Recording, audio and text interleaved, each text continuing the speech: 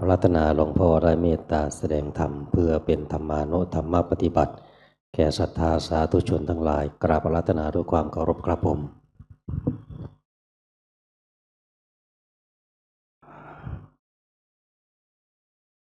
ตีสาม37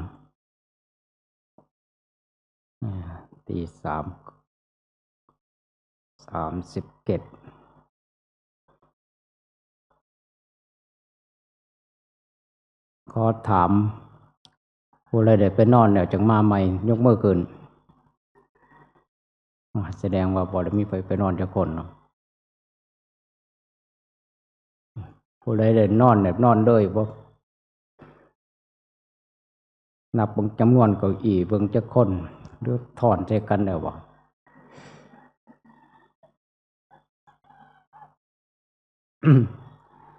พลาคนมันบ่คือกันได้เนาะ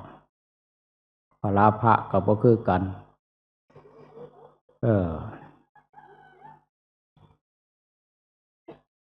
พลาพระปสิมาเทศบ่แม่นบ่ได้ฟังเทศได้อาตมาแม่บ่ได้เห็นหน้าก็ได้ฟังเทศเบิดทุกคำคิดไว้ในใจว่าสิไปเทศเรื่องนี้ต้องพอเพิ่นเทศก่อนแล้วว่าสิไปทั่วอินเดียก็ต้องพอไปทั่วก่อนอีกบาดว่าสิเว้าเรื่องสติปัฏฐาน4ต้องพอสุวรรณเว้าก่อนอีกแล้วตายบาดนี่แหละมันได้เปรียบกันคือองค์แรกให้เว้ายังบ่บาดขอมาเบิ่งว่าจะให้เว้าเรื่องหยังเว้ามา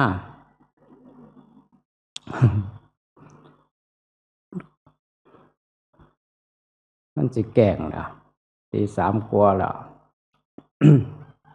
เอาแต่ได้ขึ้นห้านแบบจำเป็นแล้วเนาะไม่ออกบาดเดี๋ยวแต่มันสิเป็นไปเด้อพระยาพันว่ากัน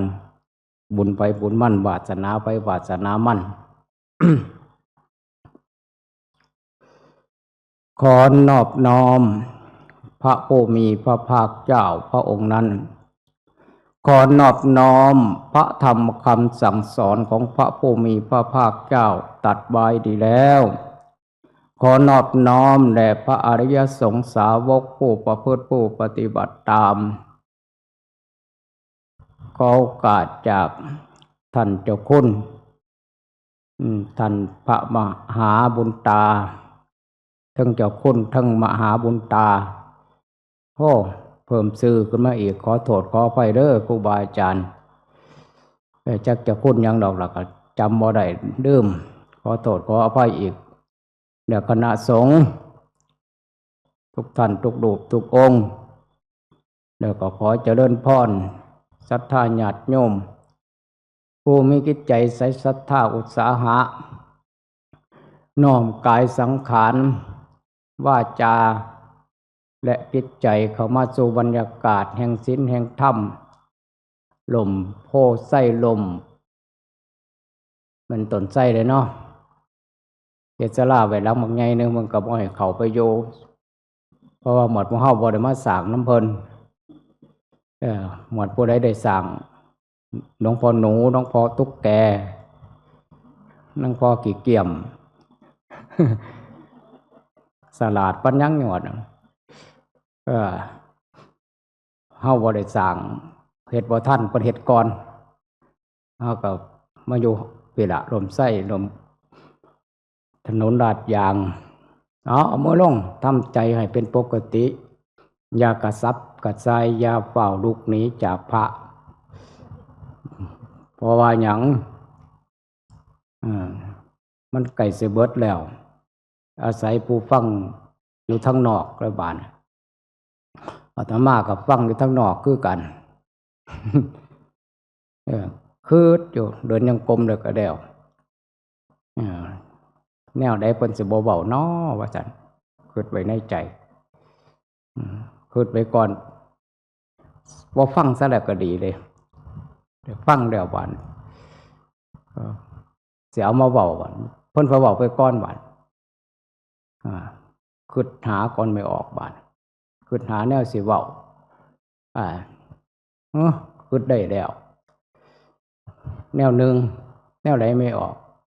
เมื่อวานเนี่ยอาตมาไปธุระใกล้ๆวัดนั่นล่ะพระบ่มีโศกเป็นถ้ำได้เนี่ยคนเฮานี่สร้างปรมีมาเด้ยังมีปรมีเขาได้ยินข่าวว่าอาตมาสิสร้างพระยกขาวมื้อวันที่15สิเฮ็ดผ้าป่าโอ้ยหลวงพ่อมาดีแล้วจะได้ทำบุญนำแม่ทำบุญนำหลวงพ่อแน่ว่าซั่นแม่เพิ่นก็จกกระเป๋าออกมาจกขวกไปขวกมาขวกไปขวกมาอาตมาบ่อยู่ไกลเลยอยู่ไกลๆประมาณ2-3 พื้นนี่ล่ะอย่าเว้าแรงได้มันบ่มีแบ่งย่อย อย่าเว้าแรงได้มันบ่มีแบ่งย่อย มีแต่ไหวพันเป็นจังได๋ดอกบาดโอ้หลวงพ่อครับเดี๋ยวผมกลับบ้านก่อนผมสิสแกนที่อาโคด มาทีหลังดอกที่อาโคดสิจักบาทเนาะขนาดแบ่งพันก็ยังบ่ให้ได้ให้อยู่กับมันคือนั่นล่ะนี่คือพระบ่มีบุญวาสนาแต่พระมีบุญวาสนายิ่งใบใหญ่โอ้ใบใหญ่แห่งท่านหลายสิได้บุญหลายเท่าสาธุพ่อก็สิว่าซั่นตัวเนาะยังว่าจะเว้าแห้งได้บ่มีแบ่งย่อยเพิ่นยังว่าอยู่อายหลวงพ่อได้ยินวัตถุค่ำเลยดอกก็เลยบ่บอกสู่ฟังนี่คือพระ บุญมันต่างกันทำไมออกมาเมื่อนี่คือกันต่างกันเบิดตอนเข้ามาบ่มีหม้องสิจอดรถแน่เมืองด้านถ้ำบ่มีหม้องสินั่งบางทีอาตมาขึ้นเกี่ยงอับฮับเพิ่นได้บรรลุธรรมเฮ็ดจังได๋ดอกบาดเพิ่นได้บรรลุธรรมจัดงานข้างหน้าเพิ่นก็สิบ่ได้มาได้หมดเพิ่นได้บรรลุธรรมเหลือหมดแต่บ่ได้บรรลุธรรมหมดอยู่ใต้ตมบาดอาตมาก็สิคั่นหมดอยู่ใต้ตมนี่ล่ะเป็นเหงี่ยปูเหงี่ยปลาเหงี่ยเต่าเหงี่ยเอียนเหงี่ยหอยอยู่นี่ล่ะหมดเพิ่นได้รับแสงพระอาทิตย์เพิ่นได้บรรลุธรรมแล้วเพิ่นกลับเบิด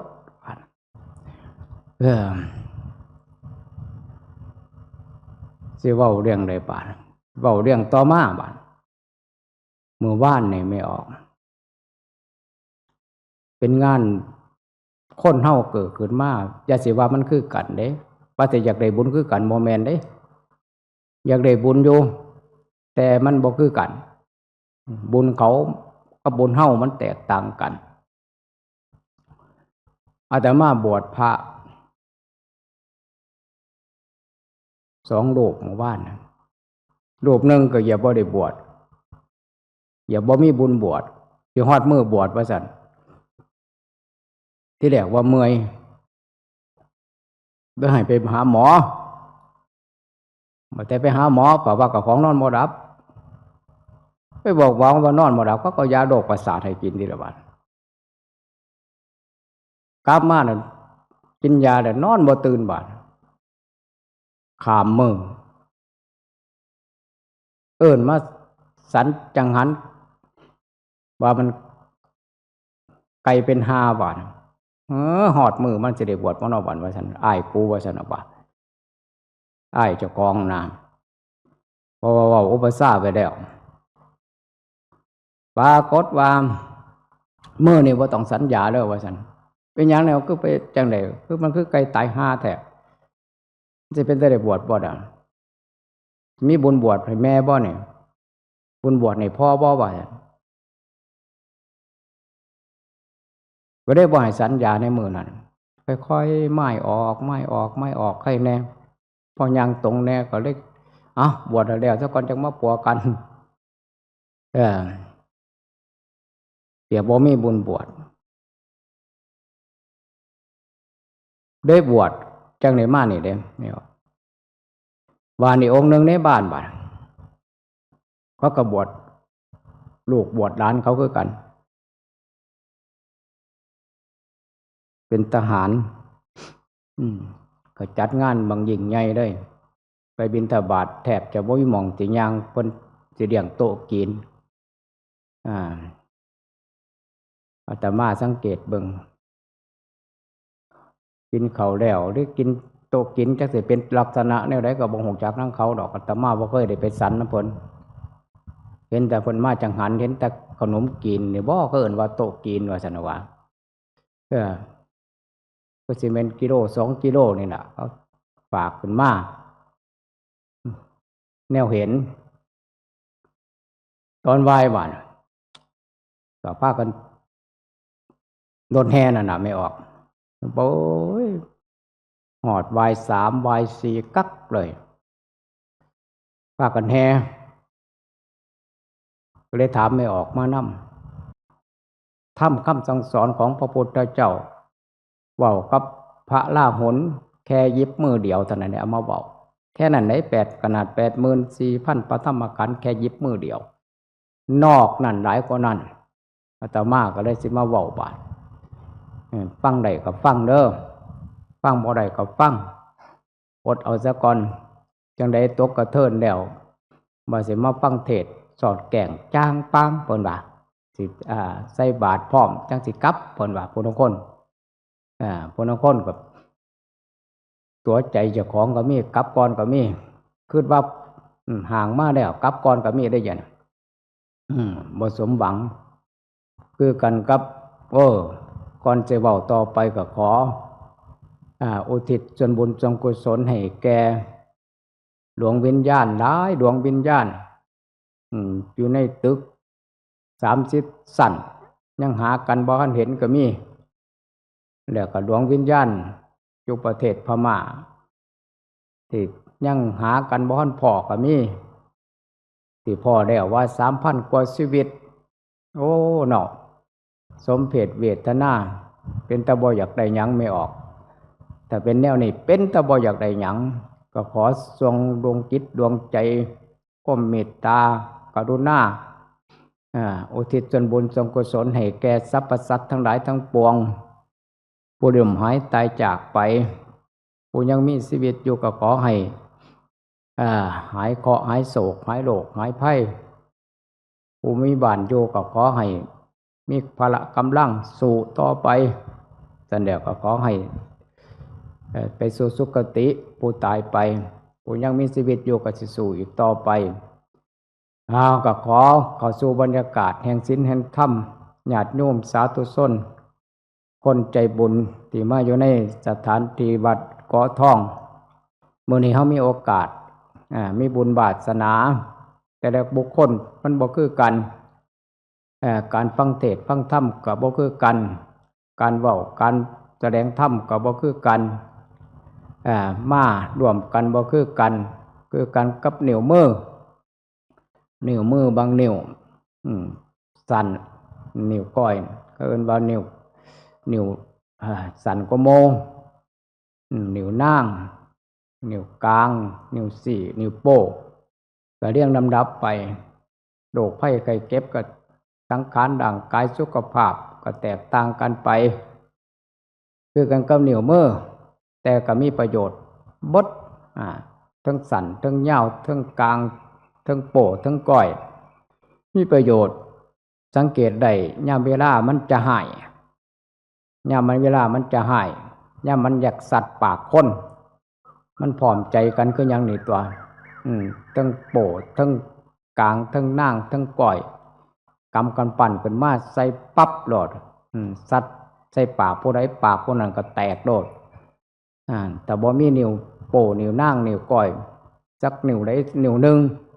ถ้าพิกลพิการไปก็สัตว์ปากคนก็คงสิบ่ปากแตกเพราะว่าหยังมันบ่มีนิ้วมือเพราะว่ามือนี่เขาก็มีพละกำลังของแต่ละท่านแต่คนมาจากทิศทั้ง4ทั้ง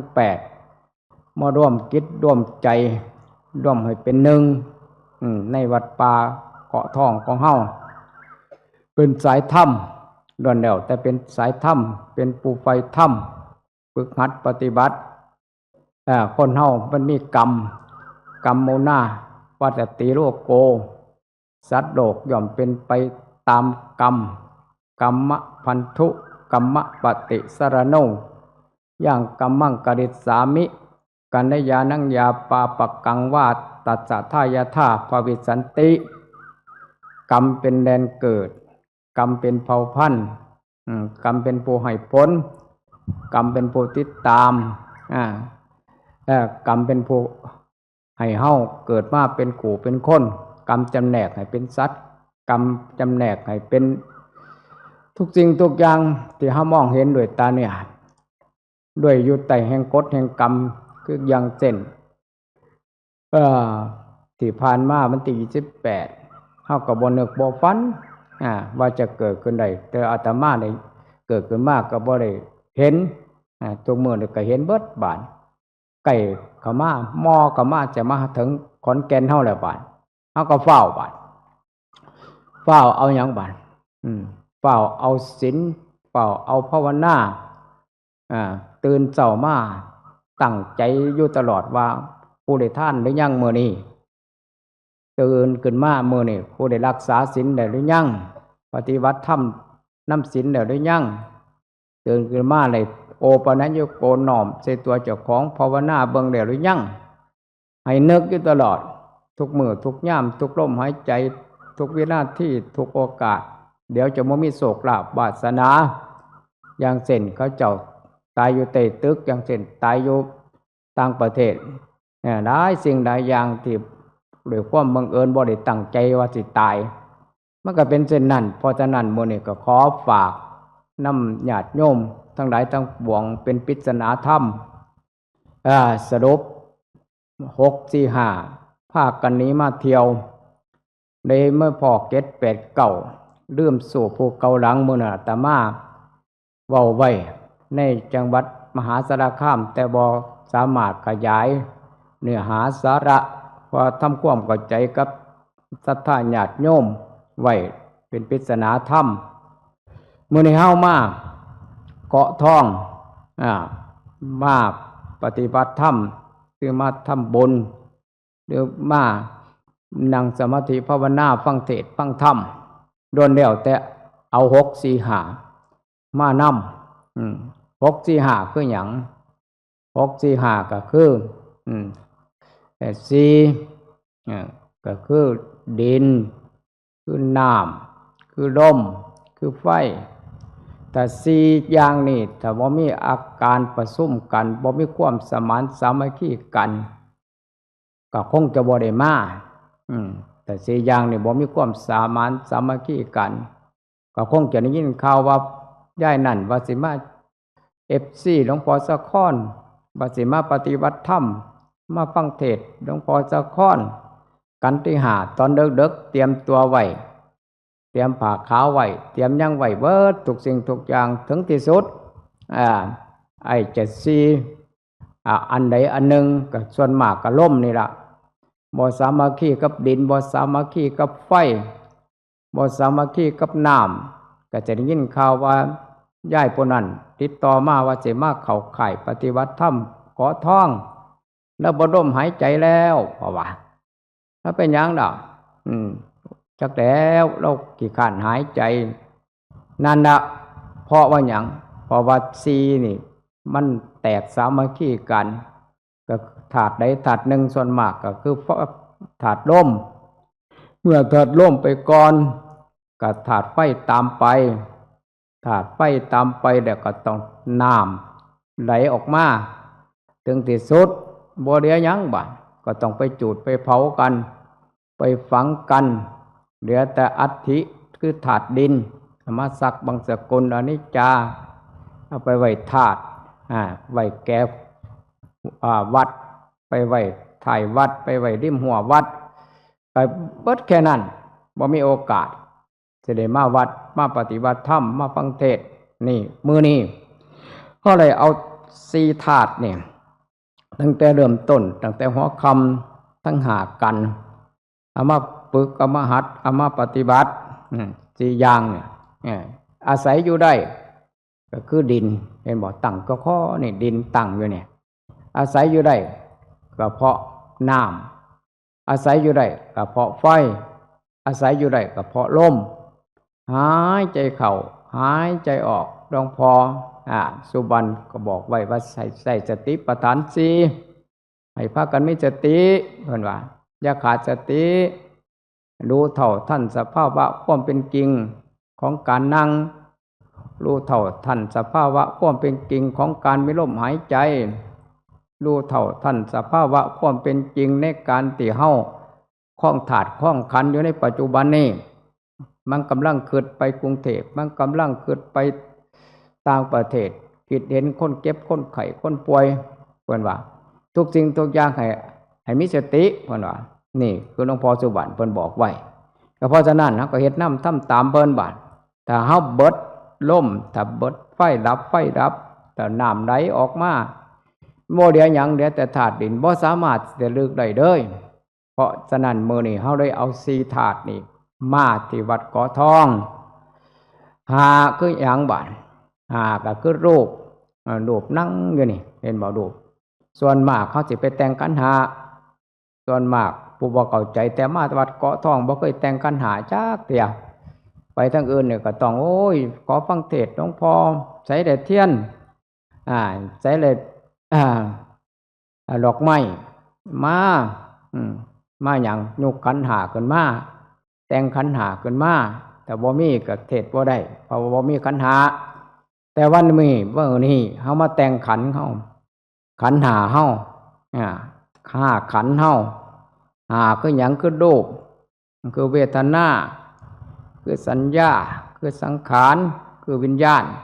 นี่เฮามาแต่งแต่หัวค่ำพุ่นบางคนแต่งบ่ไหวก็ไปนอนบ่ไหวแล้วดีไปนอนกันหนึ่งไปแล้ว2กันไปแล้ว3กันไปแล้ว4กันไปแล้วเหลือกันสุดท้ายกันที่5อดเอาบาดเพิ่นว่าอดเอาทนเอาสุบ่ตายว่าซั่นหลวงพ่อครูบาอาจารย์ว่าจังได๋ก็บ่ตายมาฟังเทศน์บ่เห็นผู้ใดมาฟังเทศน์นั่งตายจักเที่ย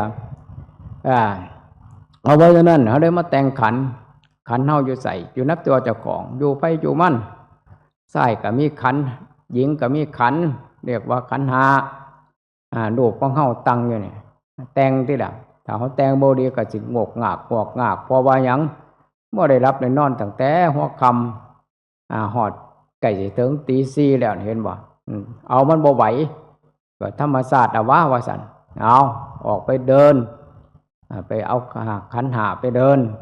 ออกไปยืนเอาขันธ์หาไปยืนออกไปล้างหน้าล้างตาอาบน้ำต้องหาวิธีแก้เจ้าของต่างๆนานาตัวนี้คืออย่างบันดา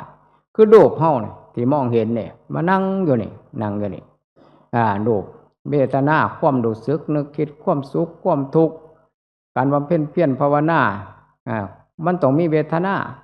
แต่บ่มีเวทนามันก็บ่เห็นความทุกข์บันดาความทุกข์เฮาอยู่ไสความทุกข์อยู่เวทนาโอ้ยอาตมามาเกิดเห็นจับผิดจับถูกจับถูจับไถตั้งแต่บวชมาใหม่ๆครูบาอาจารย์เพิ่นบอกหายใจเข้าพุทหายใจออกโธก็ว่าหายใจเข้าพุทหายใจออกโธอยู่มันคือไปพูนพุทโธอยู่พี่มันคือไปฮอดกรุงเทพพุ่นพุทโธอยู่พี่มันคือไปกินกาแฟกินโกโก้กินก๋วยเตี๋ยวกินก๋วยจั๊บกินปิ่งไก่กินโอวัลตินอยู่พุ่น4แยก3แยกมันคือไปตั้งแต่ยังบ่ทันได้บวชพุ่นไปอยู่พุ่นร่องรอยอยู่พุ่นดึงมันมาเอาสติเป็นหลักเพิ่นว่าเอาเสียกเป็นพุทโธเพิ่นบอกไว้เอากายมีความรู้สึกอยู่ตลอดสัมผัสสัมพันธ์กันระวังดักระวังเสียกระวังกายมีความรู้สึกสัมผัสสัมพันธ์กันอยู่ตลอดเพิ่นบอกไว้ครูบาอาจารย์เฮ็ดแล้วเฮ็ดอีกทำแล้วทำอีกก็ยังกระวนกระวายยังกินแหนงแข้งใจตนเองหาวิธีแก้ไขบางครั้งบางที่กว่าสิสำนึกได้โอ้จักมันไปหอดไดหอดต่างประเทศเร็วกว่าลูกปืนคือจิตเพิ่นว่านั่นน่ะคือความรู้สึกเรียกว่าเวทนามีความรู้สึกเรียกว่าเวทนากระซับกระซายวนวายบางครั้งบางที่จงเอาสิ่งแวดล้อมมาบังคับมันเอาแมงอดข้าวอดน้ำเดินจงกรมสันจังหันแล้วเอามันเอาหยังเพื่ออยากแต่งสังขารเจ้าของแต่งอยู่หั่นน่ะตั้งอยู่ทางเดินจงกรมบางครั้งก็แต่งในท่านอนบางครั้งก็แต่งในท่ายืนบางครั้งก็แต่ง เฮ็ดนั่นเฮ็ดนี่แต่งอยู่ตลอดแต่งสังขารร่างกายเจ้าของแต่งเพื่อหยังเพื่อยับยั้งตั้งใจเพื่อความเข้าใจกับขันธ์ห้าสลับซับซ้อนท่องหนังสืออ่านหนังสือสาธยายธรรมความจดความจำกับบางครั้งบางที่บางมือบางวันแต่จิตมันร่วมขึ้นมากก็คือจังจำดีมือใดมันบ่ร่วมก็คือจังโอ้ยบุญไหวสับสนนี่ล่ะมันมามื้อนี่เอามันมานำเอามาใส่เอามาวัดก่อทองเอามาตรงจุดนี้ล่ะมาฝึกมาหัดมาปฏิบัติบ้านหกเด้บ้านหกก็คือตาหูจมูกลิ้นกายใจเห็นบ่นี่มันอยู่นี่เห็นบ่หกอายตนะภายนอกอายตนะภายในหกอย่างเอามานำมาประชุมกันมาฟังเทศน์ฟังธรรมเอามาฝึกมาหัดมาปฏิบัติเอาไปเอามาบ้านโธ่เพิ่นว่ามันไปได้บ้านไปยังวันแสวงหาครูบาอาจารย์เพิ่นบอกเพิ่นสอนตั้งแต่องค์แรกถึงองค์ที่สี่เพิ่นว่าสติให้มีสติสติคือความระลึกสติคือความระลึกสติคือความจดความจำสติคือความรู้เท่าทันสภาวะอยู่ตลอดนั่งอยู่ใส่ให้มีสติเดินอยู่ใส่ให้มีสตินอนอยู่ใส่ให้มีสติจะเว้าจะคิดให้มีสติเท้าขาดสติทุกสิ่งทุกอย่างอยู่ตรงจุดใดก็แล้วแต่บุญไหว้นี่เฮามีสติมาวัดกอท่องอาตมายกย่องสรรเสริญเฮ็ดจังได๋สิเฮ็ดได้เฮ็ดได้คือญาติโยมเกาะท่องบ่เว้าบ่พูดบ่จาฟังเทศน์ก็สงบเสงี่ยมแล้วก็ออกไปออกมาไปมาๆก็บ่มีเสียงอันใดก็ทึกคึกโคมทุกสิ่งทุกอย่าง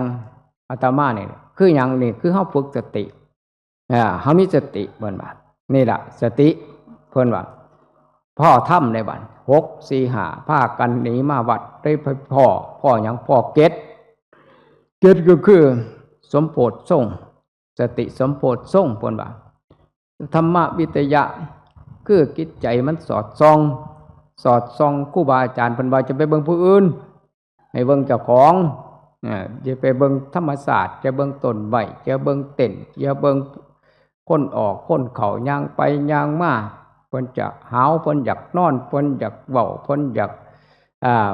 เฮ็ดหยังก็แล้วแต่เพิ่นว่าให้เบิ่งเจ้าของเพิ่นว่าธรรมวิทยะสอดส่องมองเห็นสอดส่องอยู่ในตัวของตนของเงาเบี่ยงบนศีรษะเบี่ยงด่างปลายเถ่าปลายตีนกลับไปกลับมาบนไปบนมาเพื่อหยังเพื่อความรู้แจ้งแท่งตลอดพระพุทธเจ้าได้เป็นพระพุทธเจ้าก็คือสอดส่องมองเห็นสอดส่องมองเห็นเจ้าของเห็นตัวเห็นตนของความยึดมั่นถือมั่นยึดในเส้นผมยึดในเล็บยึดในผิวกายยึดในฟันยึดในหนังยึดในเอ็นหน่อยเอ็นใหญ่ต่างๆนานาความสวยความงามความเฒ่าความแก่แม่นเบิดทุกสิ่งทุกอย่างเพิ่นว่าให้สอดส่องพิจารณาลงไปกลับไปกลับมากลับไปกลับมาอสุภกรรมฐานมรณสติกลับไปกลับมาทุกสิ่งทุกอย่างพระพุทธเจ้าพ้นตรัสไว้อนิจจังทุกขังอนัตตาบ่แม่นผู้นั้นเพิ่นไทยทักโอ้เกิดมันคิ้วว่าซั่นผู้นั้นว่าแผ่นดินสวายมันจะไหวว่าแผ่นดินตึกจะมีอาเพศอย่างนั้นอย่างนี้เพิ่นโอ้เพิ่นเว้าคิ้วเพิ่นอันนั้นคิ้วพระพุทธเจ้าเว้าคิ้วมาตั้ง 2,000 กว่าปีแล้วว่าคือหยังอนิจจังพระพุทธเจ้าว่าทุกสิ่งทุกอย่างเพิ่นว่าเกิดมาเป็นอนิจจังตั้งอยู่ล้วนแล้วเป็นอนิจจังรับไปล้วนแล้วแต่อนิจจังบ่เที่ยงแท้แน่นอนมันเคลื่อนไหวอยู่ตลอดบ่กีรังยั่งยืนบ่มีแก่นบ่มีสารบ่มีสาระบ่มีประโยชน์บ่แม่นของผู้ใดเพิ่นบอกไว้พระพุทธเจ้าเพิ่นบอกไว้เป็นกลางๆบ่ว่าหม่องใดเพิ่นว่าเป็นชายก็ดีเป็นหญิงก็ดีเป็นต้นไม้ก็ดีเป็นภูเขาก็ดีเป็นดินเป็นหญ้าก็ดีล้วนแล้วเป็นแต่อนิจจังเบิดนี่คือธรรมคำสั่งสอนของพระพุทธเจ้าเพิ่นบอกไว้เพิ่นพยากรณ์ไว้ที่เฮานั่งอยู่นี่จักอีกบ่กี่ปีกี่ยามเฮาก็สิสลายไปเป็นดินเป็นหญ้าเห็นบ่ปัจจุบันนี้มีลมหายใจปัจจุบันนี้มีสติต่อไปมันก็สิขาดสติปัจจุบันนี้มีธรรมวิทยะสอดส่องในจิตในใจในธรรมเจ้าของอยู่ตลอดแต่ถึงที่สุดแล้วมันก็สิพัดจากกันไปคนละทิศคนละทางไป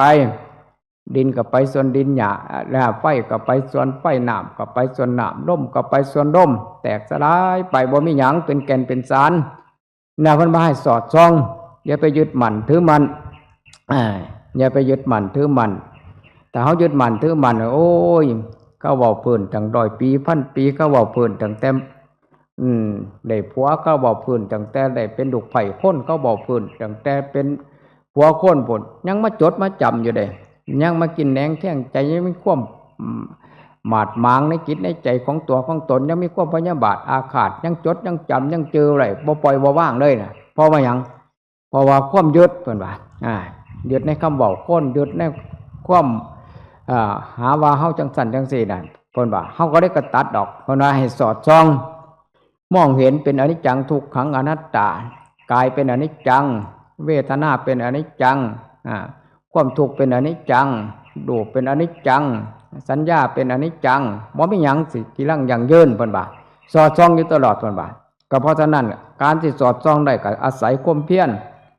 วิริยะคือความภาคความเพียรความเพียรเจ้าของขยันเพียรครูบาอาจารย์เพิ่นว่าก็จะได้เป็นพระเจ้าพระสงฆ์มาในเทศนาว่าเก่าเนี่ยก็ขยัน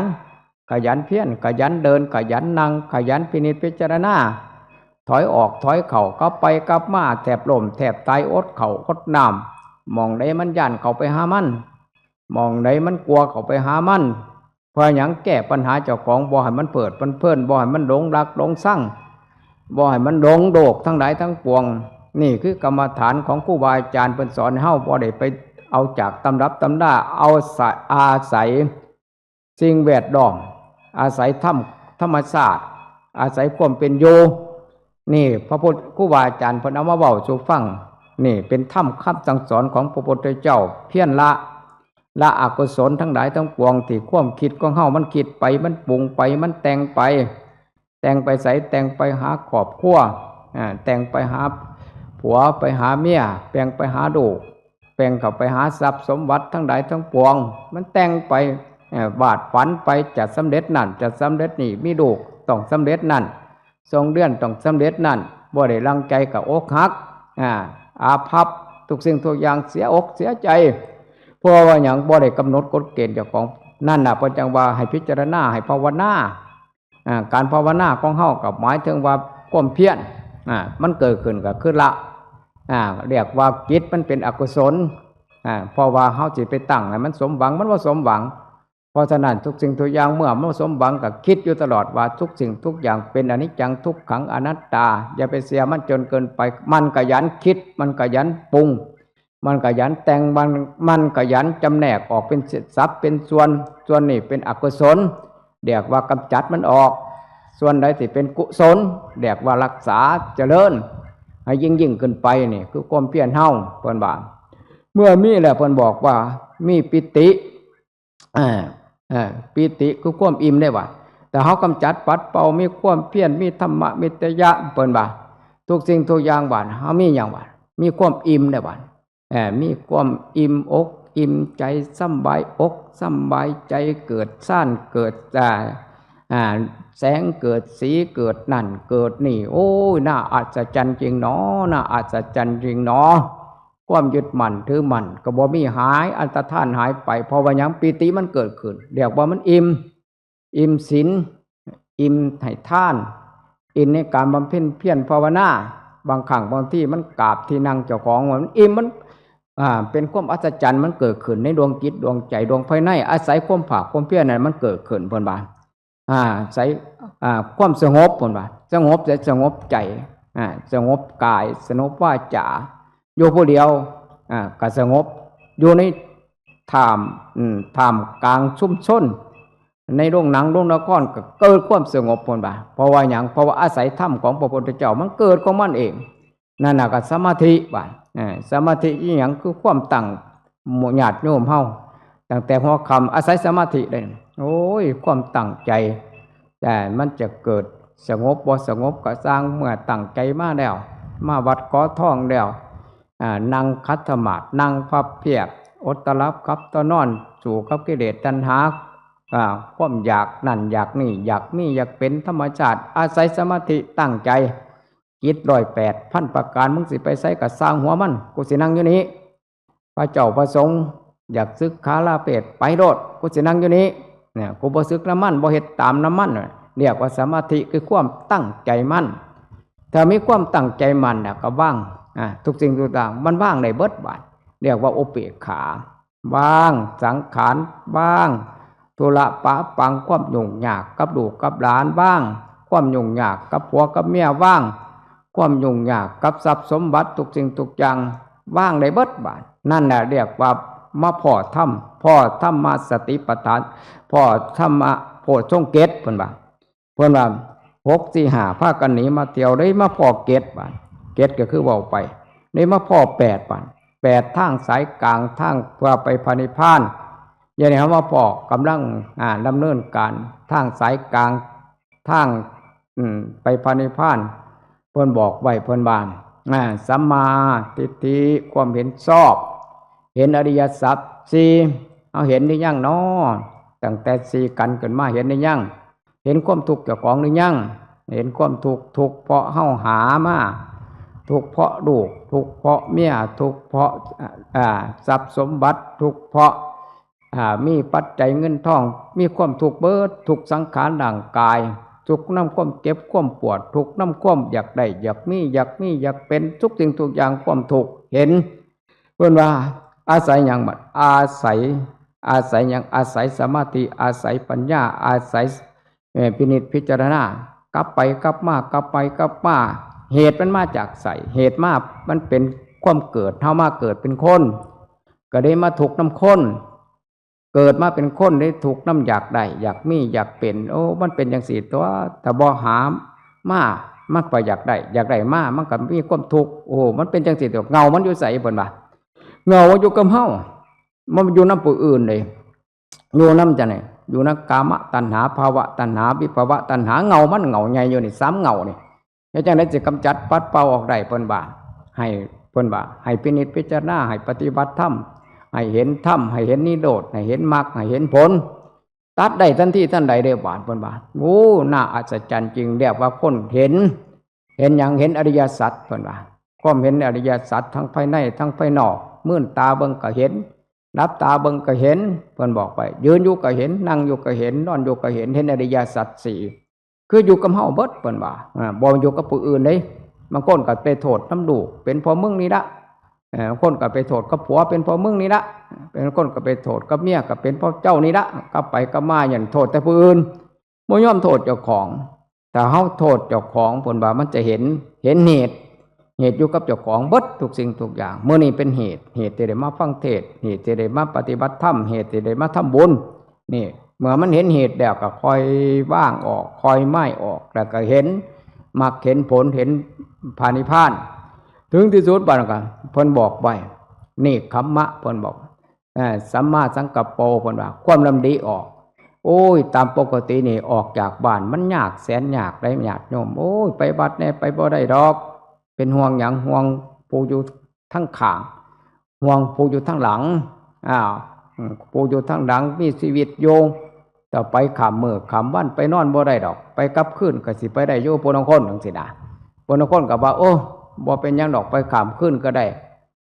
ลูกเต่าเราหลานมันมาจากกรุงเทพกรุงไทยได้ล่ะคือสิบ่ได้เป็นห่วงมันยังไดก็อดตะรับกับตะนอนกัดแขวกัดฟันมาจนได้นี่คือนี่กำมาออกจากสวระยะสร้างตบหูงูแลบลิ้นมาปฏิบัติธรรมมานุ่งขาวมาฟังเทศน์ฟังธรรมเบิดขึ้นสอดแก่งเกินว่าเนกคัมมะแบบเบาๆแบบเบาๆแต่ว่าเรื่องครูบาอาจารย์เพิ่นเนกคัมมะเพิ่นออกจากเพิ่นบ่มีผัวเพิ่นบ่มีเมียเพิ่นบ่มีทรัพย์สมบัติบ่มีข้าวบ่มีของบ่มีเงินบ่มีทองนี่มันหลักใหญ่ของพระอริยเจ้าแต่เฮาก็เฮ็ดบ่ได้แต่เฮาก็มาฝึกเจ้าของนี่เรียกคัมมะออกจากสิ่งทั้งหลายทั้งบ่วงเสียบผูกข้อปอผูกศอกปอกซุบตีนออกมาตรงจุดนี้เพิ่นว่านี่แหละเฮามาเพิ่นว่ามาเฮ็ดมาทำเฮ็ดแล้วก็เป็นนิสัยปัจจัยเพิ่นว่าเป็นนิสัยปัจจัยพอแต่ของดีเลยว่าเป็นวาจาสอบเพิ่นว่าเป็นการงานสอบเป็นการเลี้ยงชีวิตสอบเพิ่นว่าทุกสิ่งทุกอย่างได้ประสบประการกันไปเบิดเกี่ยวพันกันไปเบิดมานั่งสมาธิมาเดินจงกรมมาภาวนามีแต่แนวสอบมีแต่แนวดีๆทั้งนั้นเลย ถึงที่สุดก็สมาธิก็สอบเพิ่นว่าสมาธิสอบบ่มีผู้ใดมารบกวนบ่มีผู้ใดมายุ่งบ่ใหญ่บ่มีผู้ใดมากวกขางกวกแอวว่าเป็นก็มันพันธนาการไปเรียกว่ามรรคมีองค์8สรุปว่าเรียกมรรคมีองค์8มื้อนี้มาพ่อโพธิ์ทรงเกตมาพ่อมรรคมีองค์8ทางเพื่อความพ้นทุกข์นะเห็นหรือยังญาติโยมเอาเห็นนะนั่งมาถึงต้องเห็นบ่เห็นบ่ได้บานถึงที่สุดเพิ่นว่าความสิ้นหวังความมันสิจบได้บาดเห็นแล้วมันสิจบบาดจบหยังเพิ่นว่าโลกุตตรธรรมญาติโยมเห็นหรือยังโลกุตตรธรรมเพิ่นว่าโลกุตตรธรรมสิเกิดขึ้นว่าคือศรัทธาญาติโยมเฮาถ้ามีศรัทธาล่ะบ่เสียมค่ายอย่างนี้มันศรัทธาดุ่มๆดอนๆทุกสิ่งทุกอย่างบางครั้งบางที่มันเกิดคนเฮา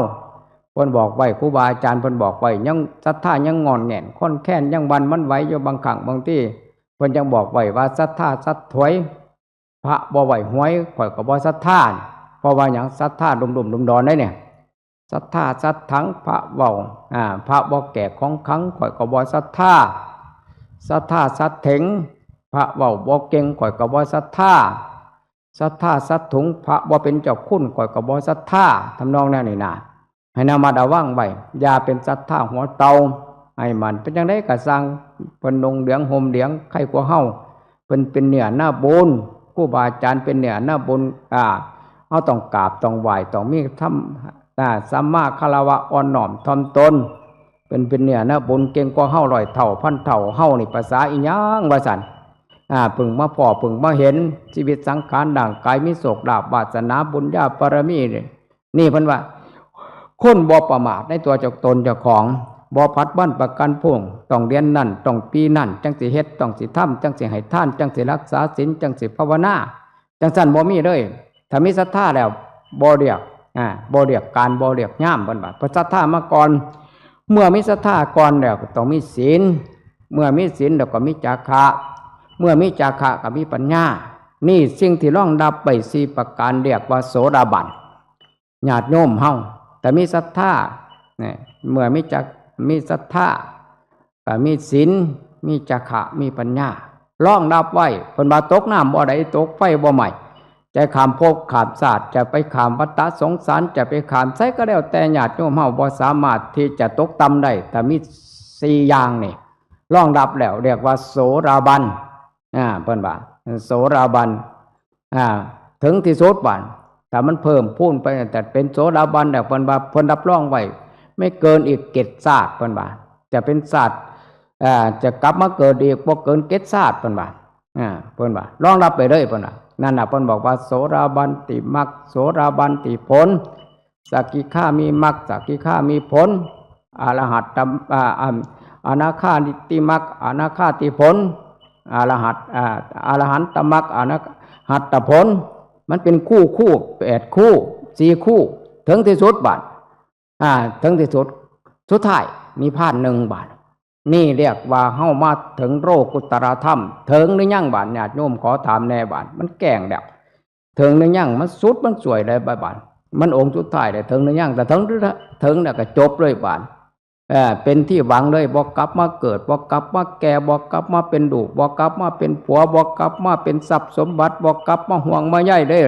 เพิ่นได้บอกไว้ว่า6 4 5พากันหนีมาเที่ยวได้มาพอเกต8เก่าได้เริ่มสู้ผู้เก่าหลังสู้ผู้เก่าหลังคือหยังไม่ออกถ้าอะไรโลกุตตรธรรมแล้วเริ่มสู้ผู้เก่าหลังคือหยังไม่ออก3ประการนี่พี่น้องเสียกผูกข้อปอผูกศอกปอกจุบตีมันเป็นห่วงอยู่นี่พี่น้องมันครอบเฮาอยู่นี่ไปใส่บ่ได้ก็ตัวนี้ละมันว่าผูกพันธนาการก็อยู่นี่ละพี่น้องมีภพมีชาติก็อยู่ตรงนี้ละมันน่ะนั่นน่ะถ้ามาพ่อโลกุตตรธรรมแล้วจบเลยบาดบ่มีภพบ่มีชาติอีกต่อไปก็เลยมาตรวจให้ญาติโยมเฮาตรวจเบิ่งเด้อให้เบิ่งคักๆพิจารณาเบิ่งคักๆทุกลมหายใจเข้าทุกลมหายใจออกพอเห็นหรือยังถ้ายังบ่พอบ่เห็นมันสิฟังเบิดคืนสอดแกล้งเพิ่นยังบอกไว้มีลูกมีหลานโอ้ยถ้าข่อยบ่มีรถแห่ข่อยบวชลูกบ่ได้ดอกแม่นญาติโยมสิไปฟังเทศน์100ครั้งพันครั้งสิไปติดตามพ่อแม่ครูบาอาจารย์ยังคือเก่ายังอยากในนายังอยาก อยากมวนมวนกับมวนไปทั้งผิดศีลผิดธรรมแต่มวนไปฟังเทศน์ฟังธรรมมวนรักษาศีลมวนในการภาวนาอาตมาแต่ก่อนนี่เป็นพระหน่อยญาติโยมเขาเว้ากันเขาคุยกันโอ้ไปฟังเทศน์องค์นั้นเทศน์ม่วนนะม่วนฟังเทศน์ครูบาอาจารย์องค์นั้นเพิ่นเว้าถือเบิดเป็นแต่อยากฟังโอ้ยบ่เคยได้ยินได้ฟังจักเที่ยโอ้ยเที่ยวหน้านิมนต์เอิ้นเขาหน่อยแน่เด้อมีแต่อยากไปฟังฟังเทศน์มันม่วนว่าซั่นม่วนฟังเทศน์เห็นบ่เฮาจังซั่นบ่ปฏิบัติมาฟังเทศน์โอ้ยอึดอัดคัดเคียงเจ็บดังปวดแอวเจ็บหัวปวดท้องปวดหนักปวดเบากูลงมาแต่ยามใดบ่ไผผู้ส่วนกูมาบ่คือลำบากแท้มาฟังเทศน์น่ะบ่คือไปฟังรำบ่คือไปเต้นหน้าห้านบ่คือไปเต้นโดดแฮโอ้ไปบวชพวกนั้นม่วนกุบถีบบวชเอาบุญได้ม่วนแน่จังซี่ล่ะเพราะว่าหยังมันนี่คือศรัทธามันเสื่อมเรียกว่าศรัทธาหัวเตารักษาศรัทธาบ่มั่นคงปัญญาบ่มีเพิ่นบอกไว้นั่นน่ะก็เพราะฉะนั้นก็เลยมาเปรียบเทียบญาติโยมเฮามื้อนี้ให้มีความมั่นคงเด้อให้มีความมั่นคงอดทนอดกลั้นอย่าหวั่นอย่าไหวอย่าโอนอย่าเอียงอย่าสิไปข้างซ้ายอย่าไปข้างขวาให้มั่นคงที่สุดคือศรัทธาให้มั่นคงที่สุดคือรักษาศีลให้มั่นคงที่สุดคือปัญญาให้มั่นคงที่สุดคือจาคะเพิ่นว่าแต่มี4ประการนี่ตกเพิ่นบอกไว้ว่าบ่ตกไปทางที่ต่ำมั่นคงเลยเพิ่นหลักฐานของมันมีใบประกันแน่นอนเลยข้ามภพข้ามชาติไปคำว่าเกิดขึ้นมาชาติใดคำว่าไปเป็นสัตว์เดรัจฉานคำว่าไปเป็นเปรตคำว่าไปเป็นอสุรกายคำว่าสิไปตกนรกไม่มีปิดประตูทั้ง4ประตูแล้วแต่เฮาเลย4อย่างนี่เพิ่นว่าเกิดชาติใดภพใดอย่างกี่ไรก็กลับมาเกิดเป็นมนุษย์ในเมื่อเกิดเป็นมนุษย์ก็ได้สิเป็นนักบวชบ้างก็จะได้เป็นผู้ปฏิบัติธรรมบ้างแต่ถึงที่สุดก็คอยไม่ออกจึงถึงพระอริยเจ้าเรียกว่าเป็นพระอรหันต์เลยนี่ความสำคัญเฮาจะตรงจุดนี้ในการปฏิบัติของเฮาอาตมาจังว่าคนมีกรรมอาตมาเคยต่อรองไว้เบิดแล้วตอนถูกปืนอาตมาก็ต่อรองกับมันก็บ่เอาไปเพราะว่าหยังเพราะว่าเฮาบ่ทันเบิดกรรมตอนอาตมาปีที่ผ่านมาอาตมาตกบันไดอาตมาก็ต่อรองกับมันกับเจ้ากรรมนายเวรแต่มันก็บ่เอาไปเพราะว่าอาตมายังบ่ทันเบิดกรรมก็เพราะฉะนั้นเฮานั่งอยู่ตรงจุดนี้เฮาคนมีกรรมเมื่อเฮามีกรรมแล้วก็พยายามพินิจพิจารณาไข้ควรกลับไปกลับมากลับไปกลับมาบางครั้งบางที่คือเว้าอาตมาเคยเว้าว่าอาตมามีอุบัติเหตุเกิดขึ้นมาไปพอนั่นไปเห็นนั่นมันเกิดขึ้นมาดวงจิตดวงใจก็น้อยเหตุมากคือบ่พอคือบ่เห็นคือบ่ได้สัมผัสคือหลวงพ่อก็เพราะว่ามันกรรมเก่ามันจำแนกกรรมเก่ามันให้ผลอยู่กรรมเก่ามันสนับสนุนอยู่มันยังเป็นกรรมดีอยู่กรรมเก่าของเจ้าของนั้นแต่กรรมใหม่ที่เฮาเฮ็ดไว้มันไปใส่มันบ่ไปใส่หรอกมันอยู่หันละอยู่เป็นเงาตามตัวเฮาอยู่ตลอดคือกันกับเงาเฮาถ้าออกกลางแจ้งมันไปเห็นเงาถ้ามันเข้าในห่มถ้าบ่เห็นเงามันไปใส่เงาน่ะออกไปมันก็เห็นกับเข้าห่มมันก็บ่เห็นมันไปใส่บาปคือกันเพิ่นว่ามันบ่ทันเห็นเฮาในปัจจุบันบัดมันสิเห็นตอนใดไม่ออกเห็นตอนเฮากำลังสิบ่ลมหายใจมันสิปรากฏให้เห็นเบิดญาติโยมเลยเห็นเบิดว่าเฮาสิรับไหวบ่บัดแต่ว่าไหวบ่ตอนนั้นอาตมาว่าบ่ไหวเด้อาตมาสังเกตของอาตมาเองว่ารับบ่ไหวหาวิธีแก้บ่ได้แต่อาตมาเป็นคนมีบุญเพราะหยังบุญเพราะบุญบวชก็เลยมีสิ่งที่ต่อรองกับมันบุญบวชในการเดินจงในการถือเพศพรหมจรรย์เก่าสิตาย10สิตายข้าพระเจ้าขอมอบกายถวายชีวิตข้าพระเจ้าในบำเพ็ญสมณธรรมอดข้าวอดน้ำเดินจงกรมนั่งสมาธิข้าพระเจ้าขอมอบกายถวายชีวิตให้แก่สรรพสัตว์ทั้งหลายทั้งปวงบุญนี่ให้เขาเจ้าเบิดแต่ข้าพเจ้าขอให้ตายแล้วตายเลยเบิดภพเบิดชาติบ่กลับมาเกิดอีกบ่กลับมาเจ็บอีกบ่กลับมาเป็นนกอีกบ่กลับมาเป็นอีกระป๋อมอีกบ่กลับมาเป็นสรรพสัตว์ทั้งหลายทั้งปวงที่ข้าพเจ้าปรากฏขึ้นในปัจจุบันนี่ต่อรองกับมันเห็นบ่เมื่อต่อรองกับมันแล้วชีวิตสังขารร่างกายเฮาจังว่าอาตมาไปบอกกับญาติโยมอยู่โอ้หมวดเขาเจ้าตึกถล่มก็สิขึ้นถ้าแม่นอาตมา ถ้ามันพอยังพอคนมีชีวิตอยู่จังได้ก็สิเลี้ยงบ่โตดอกอาตมาว่าถ้ามันแก่นไหวไปมาอาตมาก็สินั่งสมาธิมันตายอยู่ในโพรงที่เขาจะเอานักขุดว่ามีโพรงนะแต่ยังมีชีวิตอยู่ถ้านั่งได้ก็สินั่งสมาธิมันตายไปเลยบานจำพวกที่เขาตายเลยหึมลงมาถืออิฐทับตายถือกำแพงทับตายถือข้านทับตายไปแล้วถือว่าเบิดกรรมเบิดเว้นตายด้วยอัตโนมัติตายด้วยกระทันหันกระเบิดภพเบิดศาสตร์ในศาสตร์นี่สังขารร่างกายกระเบิดแล้วแต่วิญญาณบ่เคยได้สร้างน้ำตำบุญบ่ได้เฮ็ดบุญไว้มันก็สิร้อยละล่องไปเคยขากบไว้เคยขาปลาไว้เคยขาเอียนไว้เคยประหารสัตว์เดรัจฉานนั่นสัตว์นี่ไว้มันก็จะเป็นกรรมเป็นเว้นต่อภพต่อศาสตร์ไปอีกร้อยศาสตร์พันศาสตร์ต่อภพต่อศาสตร์ไปอีกบ่มีสิทธิ์ที่ต่อรองกับเขาได้เลยคือกันกับเฮาณปัจจุบันนี่นั่งตรงจุดนี้ญาติโยมทุกท่านทุกคนจะเก่าก็ดีจะใหม่ก็ดีเป็นพระสงฆ์องค์สมณเณรก็ดีที่มันบ่ทันเห็นผลงานของเฮาก็เพราะว่ากรรมเก่ามันสนับสนุนสักวันหนึ่งกรรมเก่ามันจะพัดพากจากของเราไปจากสังขารร่างกายของเฮาไปมันหนีจากเฮาไปแล้วมันสิมาแทนในบาดกรรมเก่าสนับสนุนกรรมที่ดีบ่ได้เห็นผลน้ำหูน้ำตาออกมาถึงที่สุดตอนไหนตอนบดจะบดลมหายใจมันจะจรเข้ามามันจะมาเห็นเบิดบาดบ่เห็นในขณะนั้นเฮาบ่มี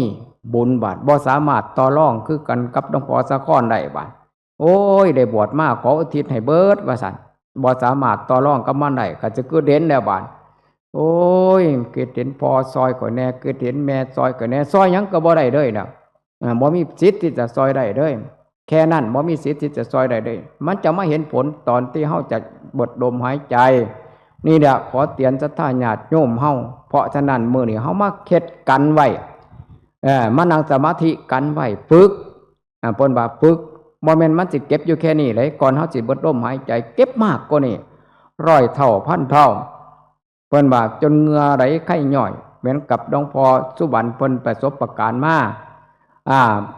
เหงื่อมันออกปานมิดข้าวโพดพุ่นน่ะยางตายมันออกยางเหนียวมันออกครูบาอาจารย์ผ่านมาเบิดทุกสิ่งทุกอย่างเพิ่นจังได้เอามาเว้าสู่ฟังก็บ่ฉะนั้นเฮาก่อนสินั่งสมาธิก็ดีก่อนสิบำเพ็ญเพียรภาวนาก็ดีมันต้องผ่านร้อนผ่านหนาวต้องผ่านได้การสัมผัสสิ่งเหล่านี้จังสิพอเห็นมรรคเห็นผลเห็นคำเว้าคำพูดคำจาเห็นขออัดขอทำเกิดขึ้นมาดวงจิตดวงใจของเฮาบ่แม่นเฮ็ดแบบเป่าๆเฮ็ดแบบ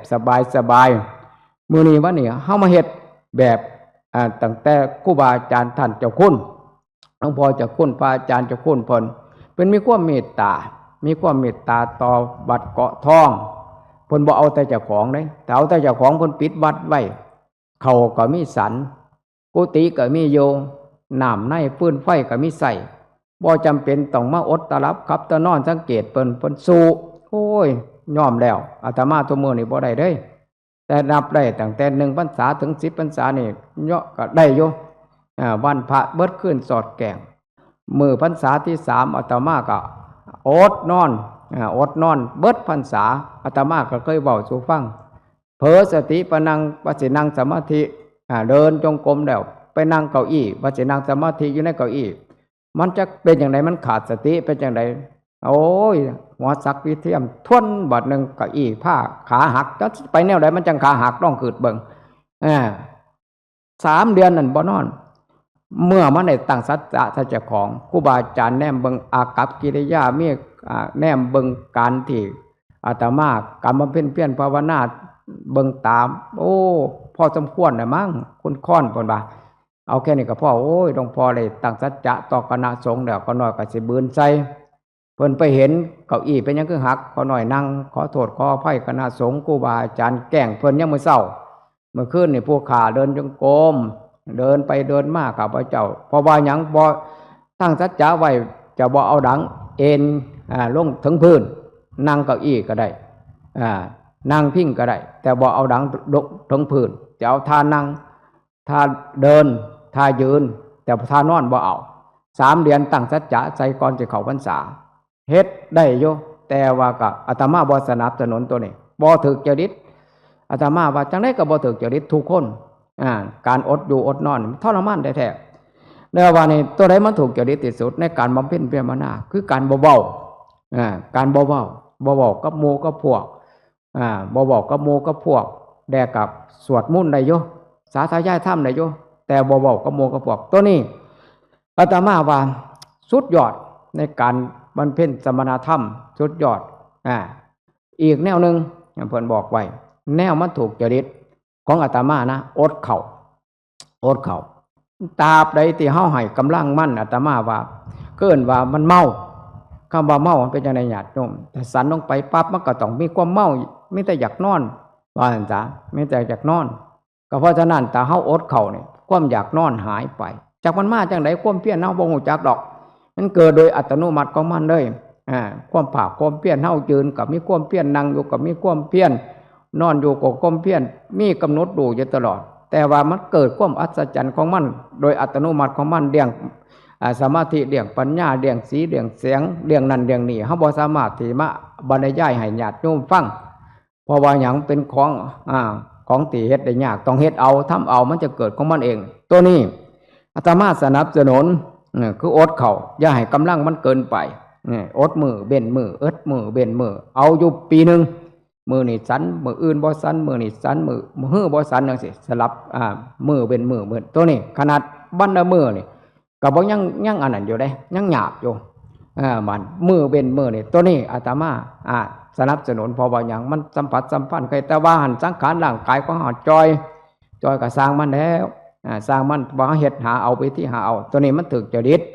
อาตมาว่าคงจะถูกกันเบิดทุกคนแต่เฮ็ดได้ทำได้กับบ่ปากบ่เว้ากับบ่พูดบ่จากับหมู่กับพวกนี่ล่ะมีร้อยคนพันคนก็สั่งอยู่ซื่อๆอยู่นั่งอยู่กับหมู่ก็อยู่ซื่อๆนี่นะเขาสิว่าจังได๋ก็สั่งยิ้มมันอิ่มอยู่ทางภายในของเฮาอิ่มอยู่ในจิตของเฮาอิ่มอยู่ในใจของเฮามันเกิดของเฮาโดยอัตโนมัติของมันตัวนี้คือสนับสนุนในการวิธีการบำเพ็ญสมณธรรมได้ประโยชน์ที่สุดเลยอาตมายอมรับตรงจุดนี้ล่ะนั่นน่ะก็เพราะฉะนั้นมื้อนี้เฮามาฝึกมาหัดเฮามาปฏิบัติบ่แม่นมาฝึกอยู่นี่กระทิ่มไว้นี่เด้มาฝึกอยู่นี่เอาการฝึกการหัดการปฏิบัติก็เอาไปปฏิบัติอยู่บ้านอยู่เฮียนอยู่สถานที่กับลูกกับหลานอยู่สถานที่กับสามีภรรยาฝึกไปเรื่อยๆเพิ่นว่าบ่แม่นว่าฝึกแค่คืนนึงแล้วก็ทิ่มไป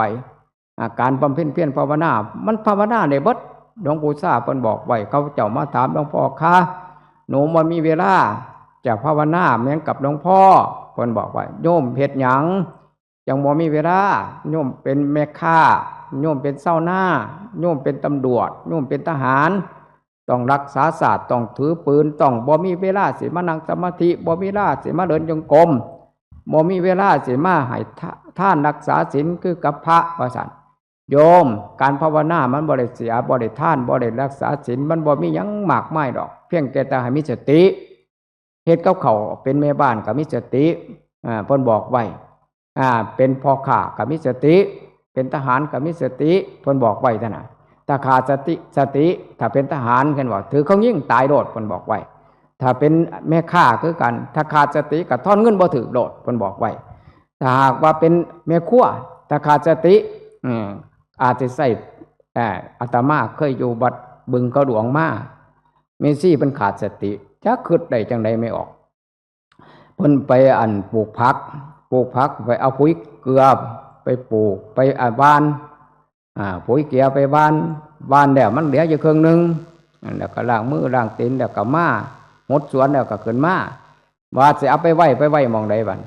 ขาดสติแล้วไปไว้หม่องใดเอาไปหม่องเฮ็ดกับข้าวมื้อนั้นบังเอิญเฮ็ดข้าวดอกซองเฮ็ดของหวานเฮ็ดแล้วเรียบร้อยที่แรกก็เอาน้ำตาลแท้มาใส่อยู่ดอกต่อมาก็ได้น้ำตาลเทียมมาให้ปุ๋ยเกลือใส่ซั่นแล้วบาดครึ่งกิโลนั่นแหละ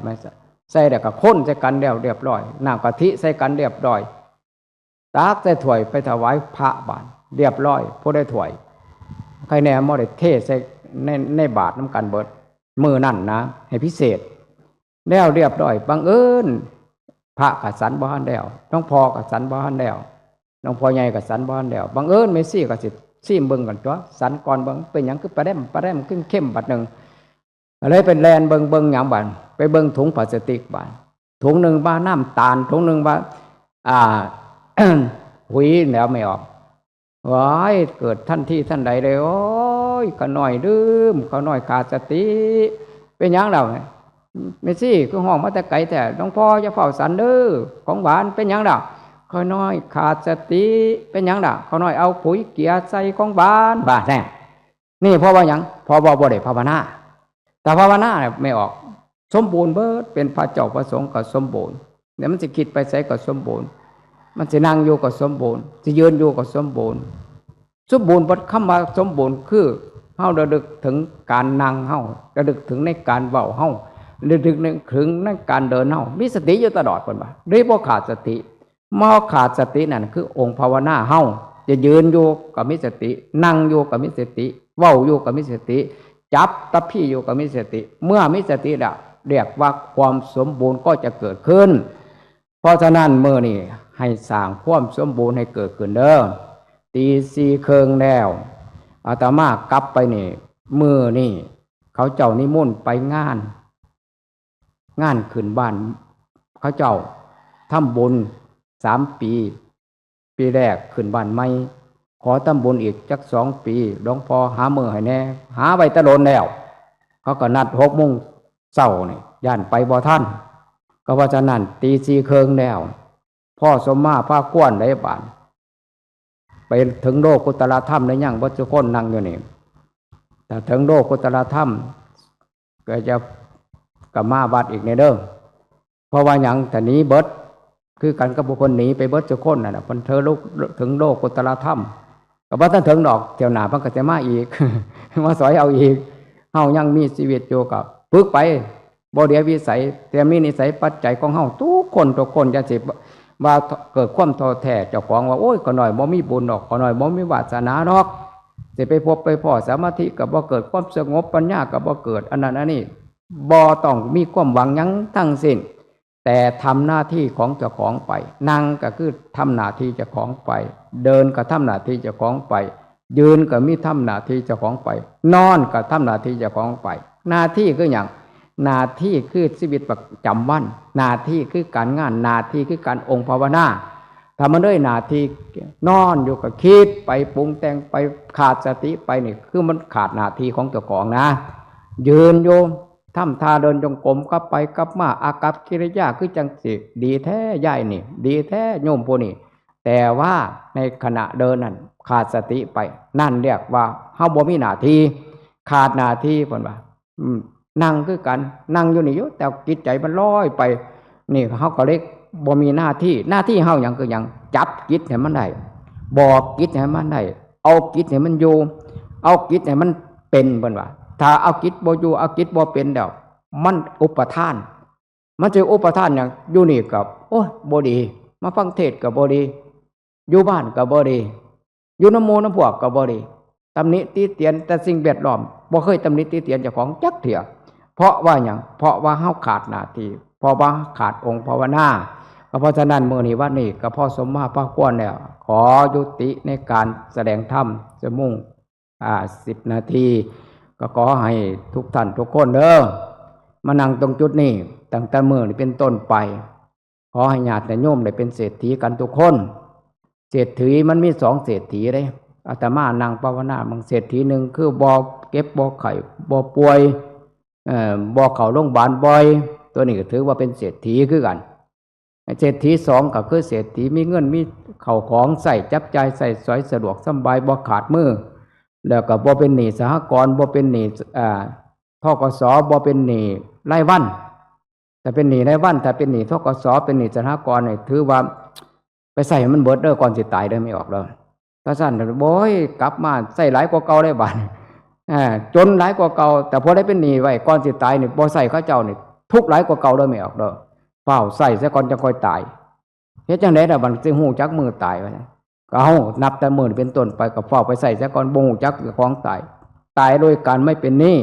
เป็นลาภอันประเสริฐเพิ่นบอกไว้เป็นเศรษฐีตลอดกาลแต่คนบ่เป็นหนี้เด้อก็เพราะฉะนั้นอวยไส้อวยพรให้ศรัทธาญาติโยมทุกท่านทุกคนมามื้อนี้ก็ขอให้ได้ดวงตาเห็นธรรมขอให้ศรัทธาญาติโยมทุกท่านทุกคนจงสมหวังจงสำเร็จจงถึงความมุ่งมา่ปรารถนา วิภาราติการทุกการทุกเมื่อทุกท่านทุกคนเจริญพรสาธุสาธุสาธุอนุโมทามิครับในโอกาสนี้ก็ขอเรียนเชิญคณะญาติธรรมซึ่งประกอบไปด้วยอาจารย์ชมัยพรสมภักดีและครอบครัว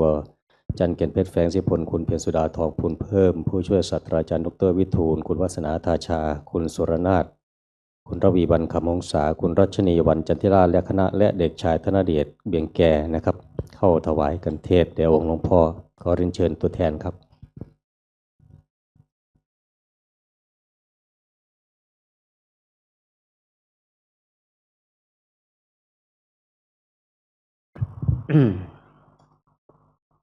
ไม่ออกบอกอิสาพระบอกเทศแค่นี้ก็มีผ่ามาถวายมีซ่องปัดใจมาถวายโอ้กับเมียเนี่ยกูสิบอกผัวกูมาบวชซะดอกบ่คิดอิจฉาเด้อิจฉาพระในแม่ดอกว่าหยังจังน้อยนี่ก็บอกกันหมู่บ้านหลวงพ่อกับวัดนั้นก็มีองค์หนึ่งวัดนี่ก็มีองค์หนึ่งต่อไปมันสิบ่มีจักองค์เฮ็ดจังได๋ฮึเพิ่นว่าเฮ็ดจังได๋แล้วเฮาก็บ่ได้เป็นผู้ฝ่ายประดิษฐ์เว้ยว่าซั่นน่ะว่า